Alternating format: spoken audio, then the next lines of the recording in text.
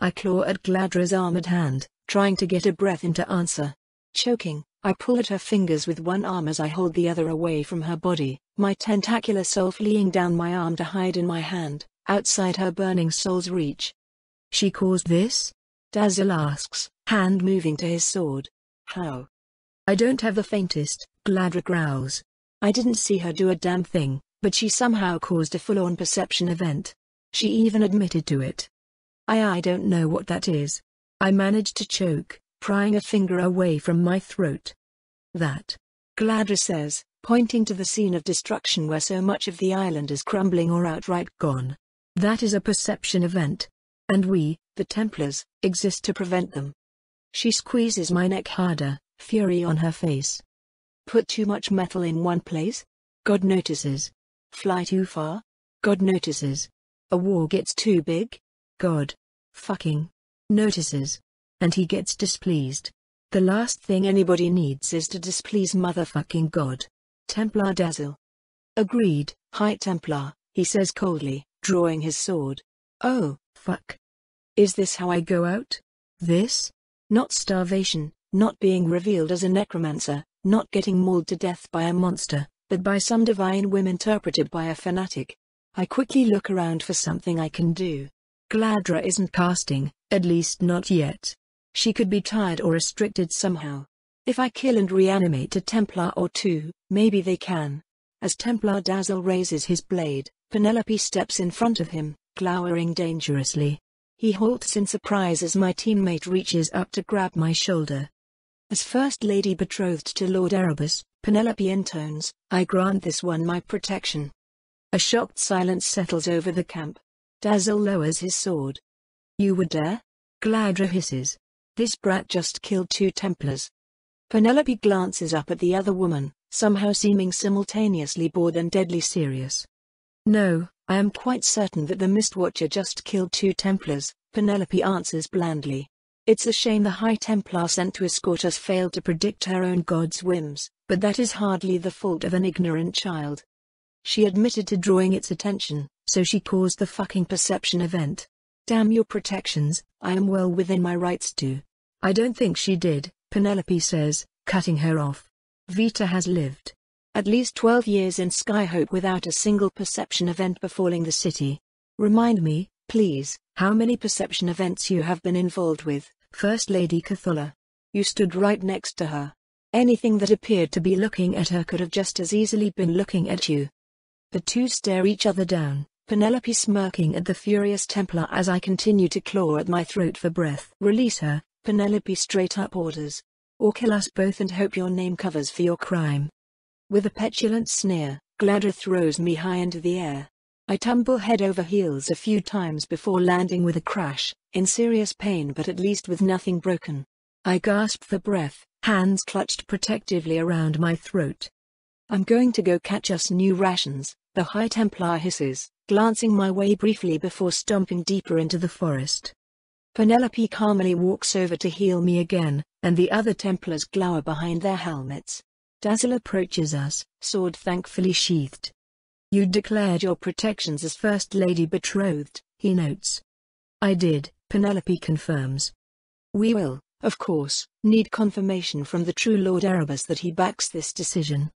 Naturally, Penelope says, smiling sweetly. I'm sure he will be happy to meet with you when we return to Skyhope after the mission. I note she's conveniently leaving out that we could talk to him right now with that magic necklace she has, and I am super okay with not pointing that out. Of course.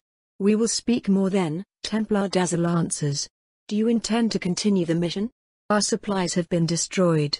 I would personally advise abandoning. No. I doubt the thing controlling Remus will stay in Lytia for long. This remains our best shot. The High Templar can use her talents for what she's actually good at, killing monsters. I will help prepare them as rations. We are hunters, after all. Of course, Lady Vesuvius, he replies, bowing stiffly and turning to depart.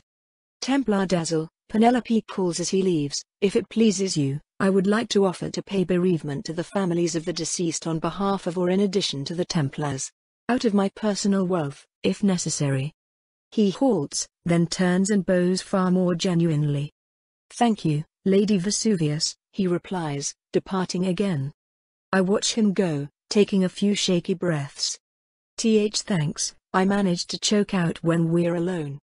Penelope flashes me a rather unpleasant smile. You're the one in my debt now, she states firmly. What? I ask, blinking. I saved you, you saved me. Aren't we even now? No.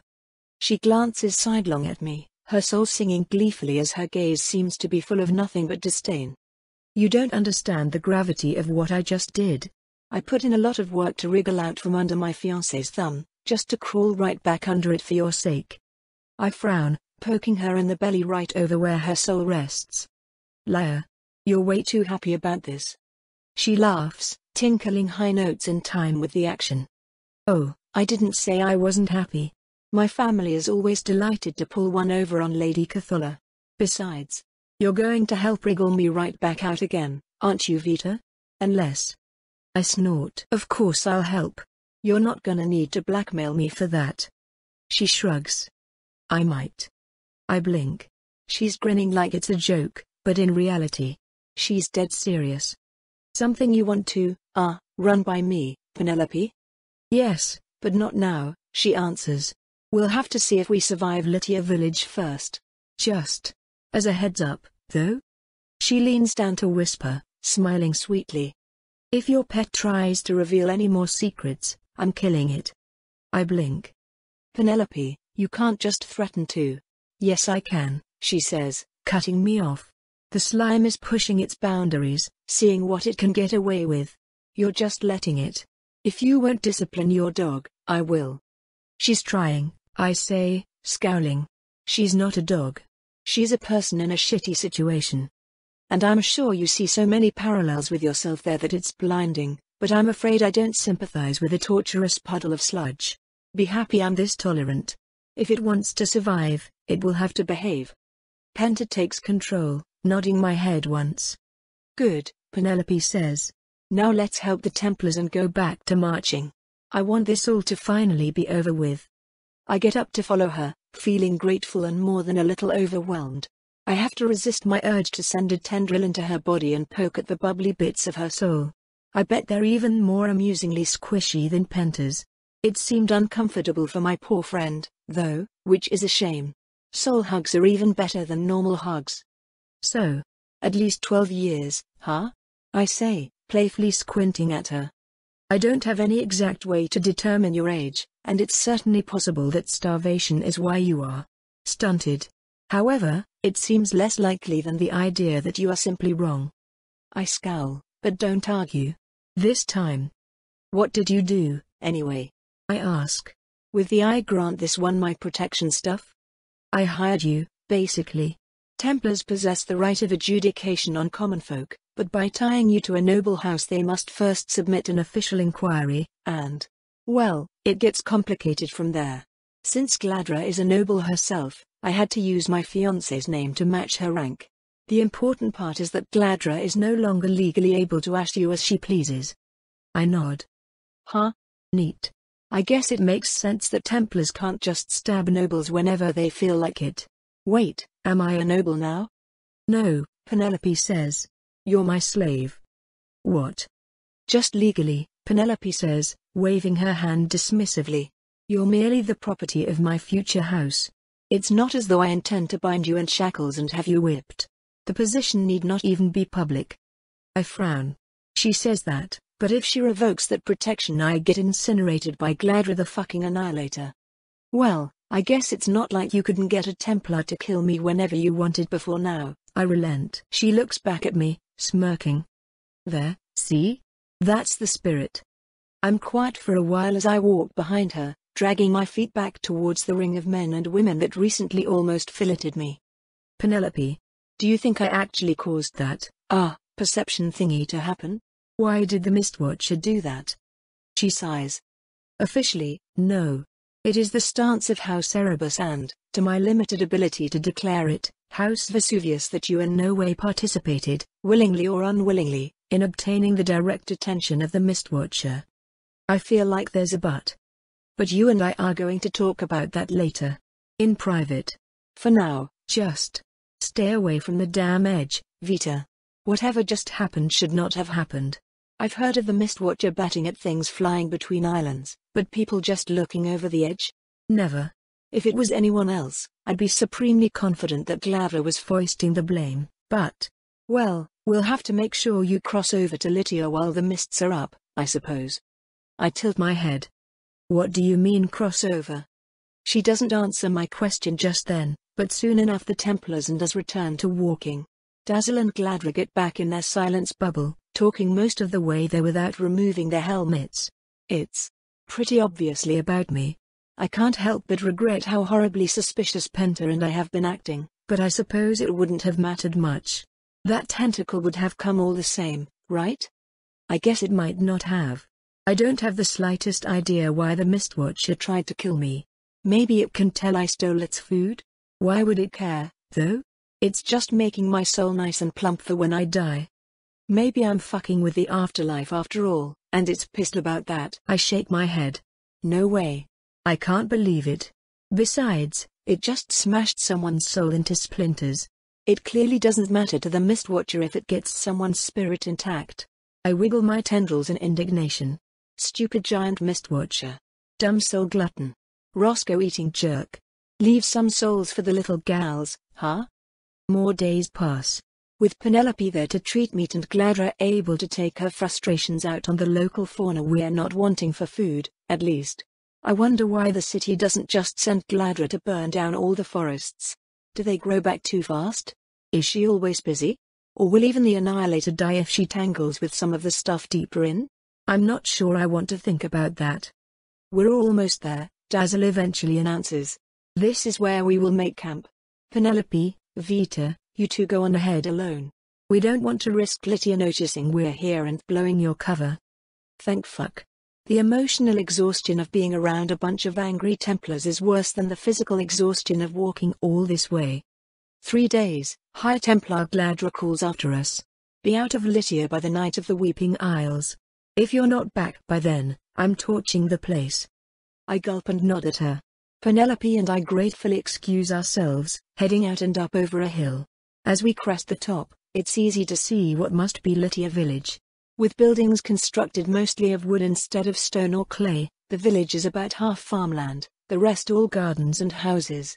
From up here it's easy to see quite a few people working out in the fields. It appears to be a humble village by all accounts, with one thing that sets it apart: the entire place is its own island, floating separate from the mainland nearly 100 yards out. The only thing that connects it to Verdantop proper is a single rickety-looking rope bridge, spanned out over the great freefall of the world. We're, not going to have to walk that, are we? I ask. Penelope raises an eyebrow. That depends. Can you fly? Oh boy. Yeah, no, I was only kind of afraid of heights before. Yet for some reason, I really don't want to walk that bridge now. Vita, come on. The mists aren't getting any thicker. Penelope waits impatiently on a ramshackle, swaying rope bridge hanging over the deadly abyss. I, meanwhile, have my feet planted firmly on the ground like a sane person. I am, against all of my rational instincts, attempting to stop being a sane person and join her on the bridge. It's not going well. While my memory of the Mistwatcher fucking annihilating part of the island we live on is somewhat oddly colored by the matching joy of finally being free of my shell, as the days passed that joy began to feel a lot less raw while the fear, well, the fear only got worse. I'm getting there. Just give me a bit. You're not even within 20 feet of the edge. Come on, already. She says that like it's easy. I almost died thrice over the last time I went to the edge. My mind keeps flashing back to Gladra saying I'm likely to die of thirst before splatting across one of the Mistwatcher's freaky eyeballs. Assuming the Mistwatcher doesn't kill me itself on the way. I try in vain to approach the edge a few more times before Penelope eventually lets out a groan. I can't believe I'm doing this. Penta. Get her over here. The slime obeys, jerking my body forward. I shriek internally as I'm forced across, barely resisting my horrible urge to rip Penta's soul to shreds and flee from the edge. Penta reaches the bridge, grabbing firmly onto the ropes then looking straight up as she staggers slowly across. I mentally thank her, reining in those murderous instincts. We're not over the edge, no Siri. We're just having a walk and staring at the sky. We can just ignore the fact that I'm no longer sensing any small animals burrowed beneath us. That doesn't mean anything. Our tense, blind stroll takes far too long. Soon I can sense the souls of Lytia's residents, and sure enough well over half of them have a goopy black tag along. A lot of the souls here are crazy strong, with the Noro souls piloting the bodies in various stages of growth. Maybe I can free enough powerful people to just fight Remus down? That would be risky. If I free someone and they turn out to be traumatized or an otherwise shitty actor, it could blow the whole operation. Ideally, we use the poison to get almost everyone at once. I don't know if that's possible, but we'll definitely be trying to find a way. A rather large soul with a slime tag-along approaches us as we near what I hope is the end of this definitely not an abyssal rope bridge. The human soul has an acrid smell to it, but the scent wafts from a core of calm white that feels pleasantly cool. I could probably see what they physically look like from here, but neither Penta or I are inclined to stop staring at the sky until we reach land. Even my soul's eye is pointed straight up, while it doesn't see in the same way my eyes do. Its sensitivity to souls is so high I can vaguely make out the shapes of people I'm looking at. Though the soul sight is just an enhancement of my normal soul sense, which I still have, it is in many ways almost the reverse of it. There's no distance limit in whatever direction I'm pointing my eye at, but the extra sensitivity is blocked by objects. Helpfully, I can often tell the vague position of those objects based on how I don't see souls where they are, instead seeing soulless things as silhouettes. I don't understand how it works yet, but the important thing right now is that I'm less than inclined to witness how far I still have to walk. Hey, kids. A hissy voice shouts at us. This ain't a traveler's rest stop. Get off our bridge. If you need an inn, Grass Deep is 6 hours starboard down the road. We're well aware. Penelope shouts back. Is Remus still here? We're with him. Remus? The acrid-souled person snaps. The hell do you want with him? We'll tell him when we see him. He knows us. Penelope and Vita. I don't hear a response and Penelope keeps walking, so I assume that satisfied them for now. Penta follows as I return to trying to distract myself from all the invisible Mistwatcher tendrils pouring up out of the below and trying not to scream whenever one passes close to me. The tendrils ignore me, at least, which makes sense.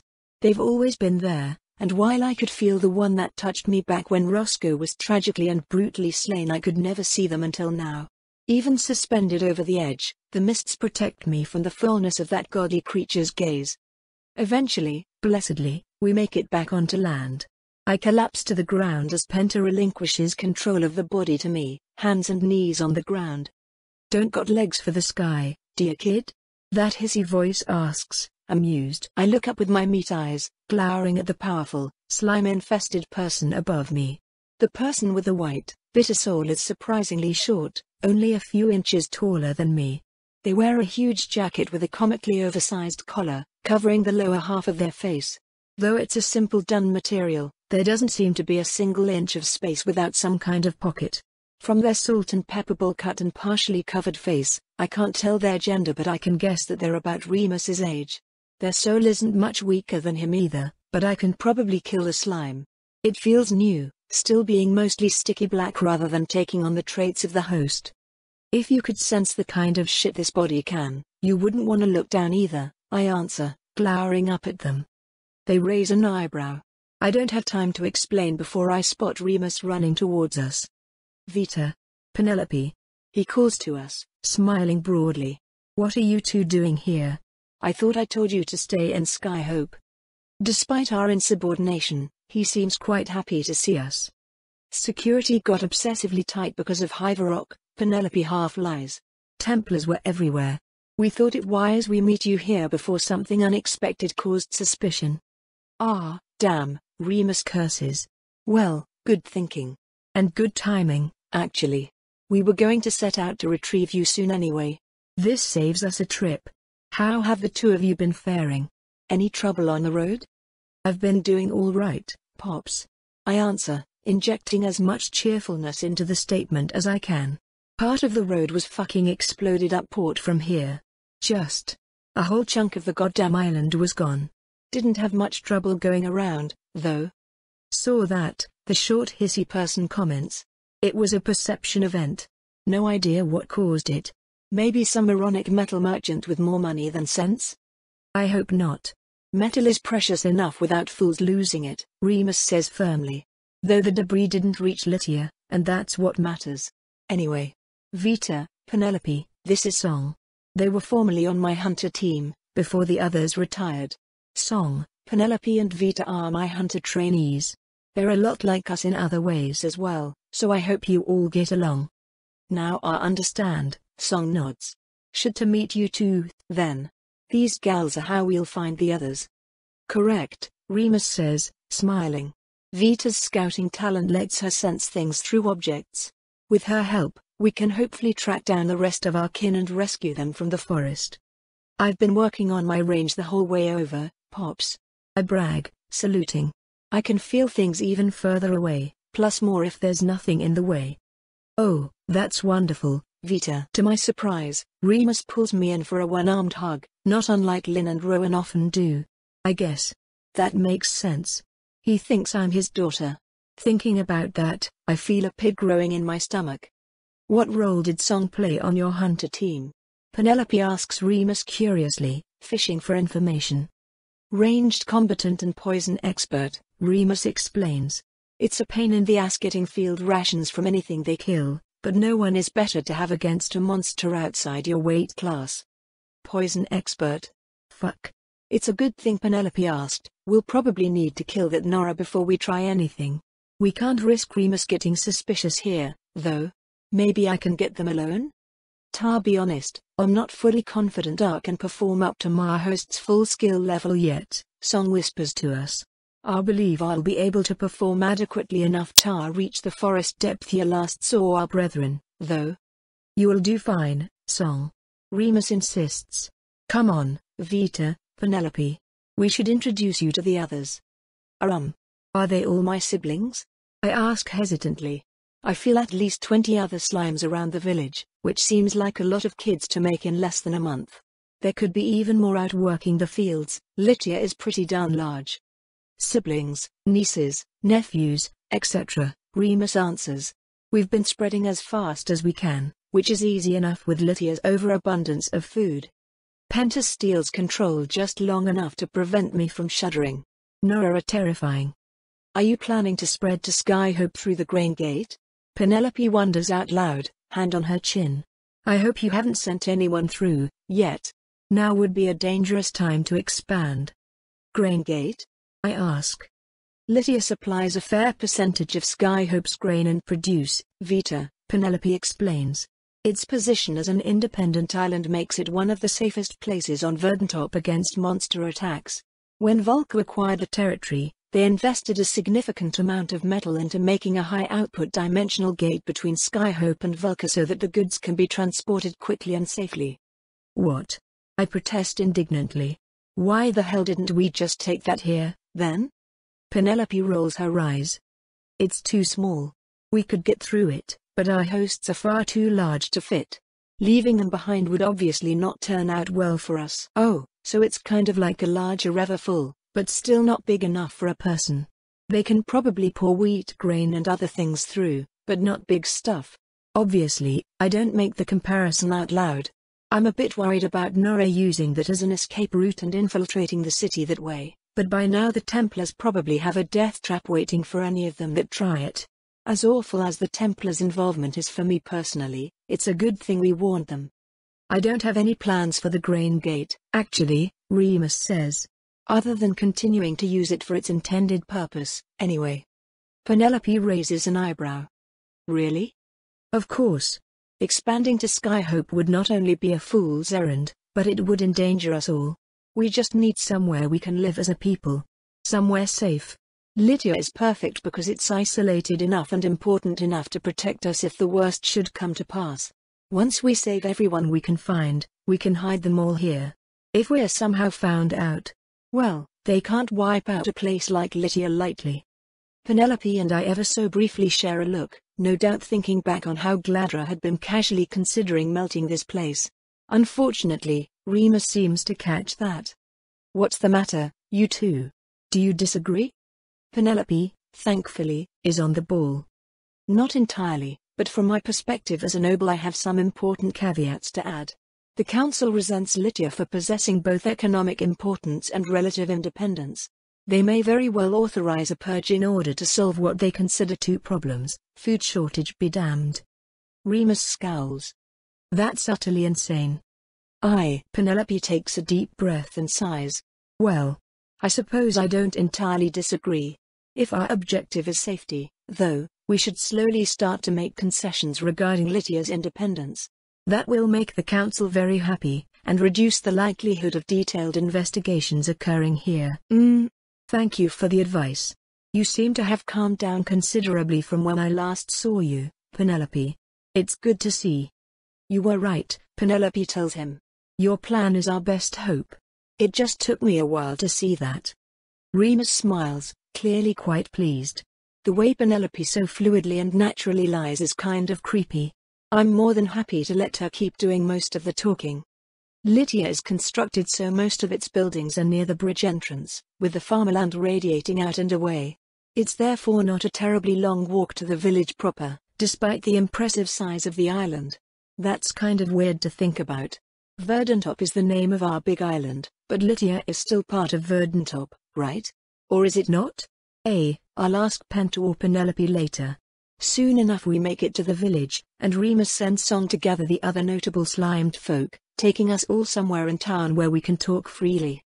Only 3 new faces join us in Song's house, a stocky, tan woman who looks to be in her mid-40s, a thin woman covered in tattoos who seems to be a bit over Lynn's age, and a young, brown-haired boy who, okay, he technically looks a little older than I do, but younger than I actually am.